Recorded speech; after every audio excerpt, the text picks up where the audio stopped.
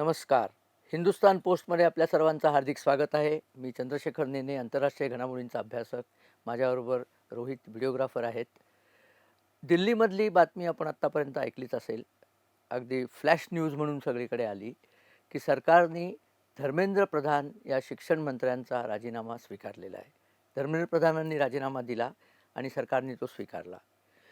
आता हे होता क्षणी कॉकरोच जनता पार्टीचे सगळे कॉकरोच थैथै नाचायला लागले.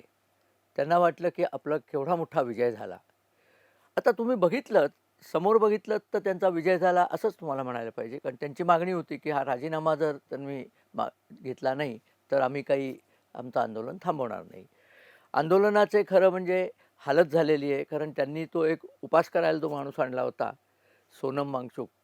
त्या सोनम वांगचुकला फार लवकर लक्षात आलं की हे लोकं आपला जीव घेतल्याशिवाय आपल्याला जाऊ देणार नाहीत.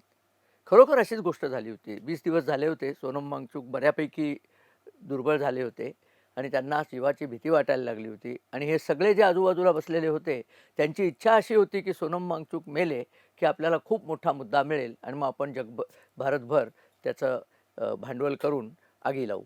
कारण ही सगळी जी लोकं आहेत, हा दिपके म्हणून जो देवटा आहे किंवा त्याच्याबरोबरचे इतर लोकं, हे मूळ सगळे अनार्चिस्ट त्यांना म्हणतात, म्हणजे अराजकवादी असेच लोक आहेत. त्यांनी आतापर्यंत काहीही निर्माण केलेलं नाही आहे.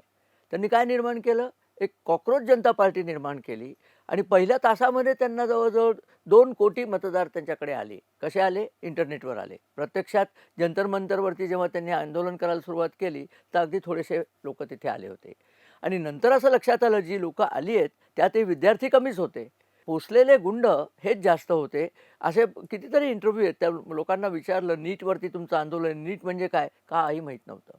शिक्षण किती झाली? 12वी. तो कुणाल कामरा नावाचा एक विदूषक आणला होता. स्टँडअप कॉमेडी शो करतो. 12वी शिकलेला आहे तो. त्याच्यापुढे शिकलेला सुद्धा नाही आहे. यांचा शिक्षणाशी काही संबंध नाही. विद्यार्थ्यांना काय त्रास झाला याची त्यांना माहिती नाही. विद्यार्थ्यांना नक्कीच त्रास झाला.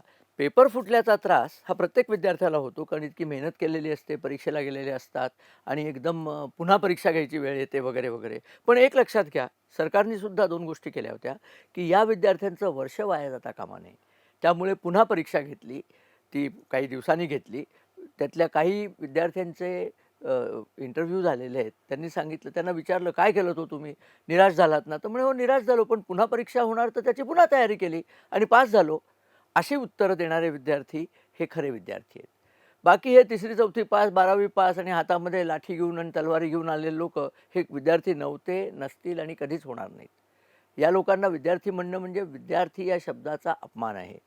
पण काय आहे, की केजरीवालनी जे लोकं तयार केले, आता हा दिपके म्हणजे केजरीवालबरोबर काम करायचा ना, तर केजरीवालनी जे लोकं तयार केले ते तसलेच असणार सगळे. हा केजरीवाल स्वतःही IITचा ग्रॅज्युएट स्वतःला म्हणवतो. वडिलांच्या नोकरीमुळे त्याला तिथे ॲडमिशन मिळालेली आहे आणि शिकला तिथे सिव्हिल इंजिनिअरिंग आणि काम सिव्हिल इंजिनिअरचं केलंच नाही. सरकारमध्ये जाहीर झाला, इन्कम टॅक्स अधिकारी झाला वगैरे, वगैरे.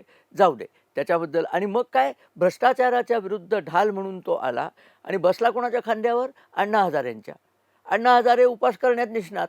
त्यामुळे त्यांना उपासाला बसवलं आणि हा त्यांच्या मागे उभा राहिला आणि म्हणला होता तेव्हा, मुलांची शपथ घेऊन म्हणला होता, की मी राजकारणात जाणार नाही, मी पद घेणार नाही, अमुक-तमुक. सगळा बोळा फिरवला, राजकारणात गेला, अण्णांना कचऱ्यात टाकून दिलं. अण्णा पुन्हा राळेगण शिंदेत जाऊन बसले. त्यांना कोणी कुत्रं विचारत नाही आता. तर हा प्रकार त्यांनी आता पुन्हा करायचं ठरवलं आणि यावेळेला अण्णांची जागा सोनम वांगचुकनी घेतली. सोनम वांगचुकला जेव्हा लक्षात आलं, की हे लोकं आपल्याला मारल्याशिवाय राहणार नाहीत, तेव्हा त्यांनी सरकारकडे मेसेज पाठवला, की मला तुम्ही इथनं सोडवा. सरकार तातडीने गेलं, त्याला उचललं, हॉस्पिटलात टाकलं. हे भयंकर रागावले होते. काँग्रेस रागवली होती, की असं कसं त्यांनी उपोषण मागे घेतलं. अरे, असं म्हणायचं होतं तर तू कर की उपोषण 1 दिवस. राहुल गांधीला 1 तासाचं उपोषण करता येत नाही. उपोषण कर स्वतः. त्यांनी मरायचं आणि तुम्ही सगळं वाटून खायचं, असं होत नाही हो. त्यामुळे सोनम वांगचुकने उपोषण मागे घेतलं. सांगितलं, की सरकारने माझ्या मागण्या मान्य केल्या, त्याच्यावर विचार करतो वगैरे म्हणले. आता दिपके ते लढायला आले होते. दिपकेला 2 तास निभवलं नाही उपोषण. तो स्वतः म्हणला, "मी उपोषणाला बसतो." पण बर्गर खायचा होता. त्यामुळे ते सोडून तो बर्गर खायला गेला. उपोषण गेलं कुठेतरी 12च्या भावात. असे प्रकार चाललेले असताना असं वाटत होतं, की हे सगळे आता इथेच विझतील. पण त्यांनी काय केलं होतं, त्यांनी सांगायला सुरुवात केली, की आम्ही आता देशाला आग लावू. आणि विद्यार्थ्यांचं काय झालं माहिती आहे का, की आता या महिन्याच्या शेवटी कॉलेजेस सुरू होतील. कॉलेजेस सुरू झाली, की विद्यार्थी कॉलेजात येतील. तेव्हा जर यांनी कॉलेजामध्ये अपप्रचाराची राळ उडवली, तर त्यांचं वर्ष वाया जाईल. म्हणून सरकारने एक पाऊल मागे घेतलं. धर्मेंद्र प्रधान यांचा राजीनामा स्वीकारला. आता उपोषण करायला कोणी नाहीच आहे आणि राजीनामा मागे घेतल्यामुळे भांडायचं कारणही संपलं. कारणं तर खूप. अमित शहानी राजीनामा द्यावा, मोदींनी राजीनामा द्यावा, सोनम वांगचुकला शिक्षण मंत्री करावं, काय वाटेल ते तारे तोडत होते ही लोकं. परंतु त्यातलं काही तसं होणार नाही. आता झालंय काय तर तुम्हाला सांगतो. सरकारने यांचे जे आंदोलक होते त्या आंदोलकांमध्ये गुंड आणि विद्यार्थी याच्यात फरक केलेला आहे. या सगळ्यांचे फोटो सरकारकडे आहेत, कारण ते सॉफ्टवेअर वापरलं होतं, face reading software, face recognition software. त्या सॉफ्टवेअरमुळे ह्या सगळ्यांचे फोटो आहेत आणि आता सगळ्यांना वेचून वेचून मारण्यात येणार आहे. कोणीतरी सिलमपूर दिल्लीमधला एक गुंड अफजल हादी नावाचा, का हादी अफजल जो काय आहे तो तिथे आलेला आहे. चार्जशीटेड गुंड आहे. त्याचा काय संबंध विद्यार्थ्यांशी? बरं, यांनी येऊन काय केलं, तलवारी काढल्या आणि मारामारीला सुरुवात केली आणि मरायला पुढे विद्यार्थी पाठवले, की 4 विद्यार्थी मेले की सरकारविरुद्ध ओरडायला तयार. सरकार शहाणं आहे. अमित शहा अतिशय शहाणे आहेत. परवाच बातमी होती की अमित शहानी बंगालहून 20 CRPFच्या कंपनीज दिल्लीला पाठवल्या आहेत.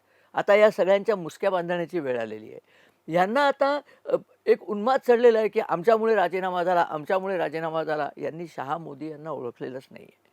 देशामध्ये आगी लागू नयेत म्हणून हे पाऊल उचललेलं आहे. धर्मेंद्र प्रधान यांना राजीनामा द्यावा, त्यांना पुढे कुठेतरी चांगल्या ठिकाणी ते सुस्थित करतील आणि थोडा त्यांनी राजीनामा द्यायला हवा होता, कारण त्यांच्या देखरेखीखाली असताना ही परीक्षा असताना या परीक्षेमध्ये असं लीक झालं, हे काही बरोबर नाही. पण एक लक्षात घ्या, परीक्षेमध्ये जरी म्हणजे नीट पेपर लीक झाला तरी ते सगळं सरकारने सारून घेतलं. सरकारने नंतर परीक्षा घेतली, रिझल्ट लागला, परीक्षेच्या यावेळेला पेपर वाटायला एअरफोर्सची विमानं वापरली होती, म्हणजे कुठल्याही तऱ्हेचा भ्रष्टाचार होऊ नये. खरे याच्यातले भ्रष्ट लोक आहेत ते कोचिंग क्लासवाले लोक आहेत. ते कोचिंग क्लासवाले, आता तुम्हाला माहिती आहे ना, ज्याला पकडलं एक मोठेगावकर नावाचा कोणीतरी आहे लातूरचा, तो कोचिंग क्लास चालवतो आणि तो केमिस्ट्रीचा प्रोफेसर आहे एका कॉलेजामध्ये. त्यांनी हे सगळे पेपर फोडण्याचं काम केलं. तर या सगळ्या लोकांना धरलेलं आहे. या सगळ्या लोकांवरती आता NIAची एंट्री झालेली आहे. NIA म्हणजे नॅशनल इन्व्हेस्टिगेशन एजन्सी, जे दहशतवाद आणि परदेशी फंडिंग करता येतात. त्यांनी पाहिलेलं आहे की हा दिपके जो आहे याला पैसा येतो कुठनं, पैसा येतो कुठनं म्हटल्यानंतर त्याची दातखीळ बसली आणि सरकार त्याची चौकशी करणार म्हटल्यानंतर दिपकेची गँग सगळी मोठे मोठे वकील घेऊन कोर्टामध्ये गेली की याची तपासणी करू नका. कोर्टाने सांगितलं राष्ट्रीय सुरक्षेचा मामला आहे, तपासणी होणारच. आता बसलेत ततपप करत, कारण पैसा आता काय त्या वेगळ्या वेगळ्या गोष्टी आल्या आहेत. पन्नू नावाचा एक मनुष्य आहे खालिस्तानी, अमेरिकेत राहतो, अमेरिकेने त्याला नागरिकत्व दिलं आहे. त्या पन्नूने सांगितलं की मी यांना $10 लाख मदत करतोय. सगळ्या देशद्रोही एकत्र करून लोकांची मदत घेणारा हा दिपके आणि त्याचे सगळे दिवटे साथीदार हे सुटतील असं तुम्हाला वाटतं? मोदी शहांकडे असं सोडण्याची पद्धत नसते. सगळ्यांचा हिशोब होतो. यांचाही हिशोब होणार आहे. आत्ता त्यांची मागणी मान्य करून त्यांना थोडंसं गाफील ठेवण्याचं काम झालेलं आहे. तुम्ही बघाल येत्या 2-3 दिवसातच या सगळ्यांचे पटापट यांचे टेंट कसे उखडले जातील ते तुम्हाला पाहायला मिळेल आणि मगच राष्ट्रवादी लोकांना एक प्रकारचा समाधान मिळेल की यांचा ऐकून जर राजीनामे द्यायला लागले तर उद्या हे द्रौपदी मुर्मूंचा पण राजीनामा मागतील, परवा ट्रम्पचा राजीनामा मागतील. मागायला काय हो, काही मागावं. अकला यांना बेताच्याच आहेत. आंदोलन कसं करावं हे माहीत नाही. नुसता दंगा करायचा, देशाला आग लावायची, बरं बनवायचं काहीच नाही, कारण हे सगळे डिस्ट्रक्टिव्ह म्हणजे विध्वंसक वृत्तीचे लोक आहेत. काही तयार करून काही करतील अशातली यांची कहाणीच नाही आहे. तर अशा सगळ्या लोकांकडे एक पाऊल मागे घेऊन, असं म्हणतात ना की वाघ जेव्हा एक हल्ला करायचा असतो तेव्हा एक पाऊल मागे येतो, नंतर झेप घेतो. वाघावरनं आठवलं हो, आमच्या इथले लोकल वाघ गेले होते ना दिपकेंचं अभिनंदन करायला आणि मग त्यांनी ठरवलं की उद्या शिवाजी पार्कला इथे आम्ही आंदोलन करणार आहोत. पण आता काय आंदोलन, आता त्यांनीच आंदोलन बंद केलं म्हणजे यांनीही बंद केलं. आपल्या घरी जातील दोघंही जणं आणि वाघ बसतील. वाघाने झुरळांच्या बरोबर संग केला, ही पहिल्यांदाच घडलेली घटना आहे बाय द वे. असो, प्रत्येकाचं प्राक्तन असतं. तुम्ही बघितलं तर या आंदोलनात जे सगळे आले होते ते सगळे विझलेले फटाके आहेत. ज्यांचा राजकारणात काहीही उपयोग झालेला नाही आहे, त्यांना काहीही करता आलेलं नाही आहे, तो प्रकार झाला आहे. पार्लमेंटसुद्धा अडवण्याचे त्यांनी प्रयत्न चालवले होते. आता तेही त्यांना करता येणार नाही. सरकारने अतिशय उत्तम खेळी केलेली आहे. धर्मेंद्र प्रधान त्यांचा राजीनामा घेतला, पण असं कोणी म्हणत नाही आहे हो की त्यांचा राजीनामा घेतला तरी पुढच्या परीक्षा नीट होण्याकरता तुम्ही काय करताय? तर हे लोक बरंच काही काही करतायत.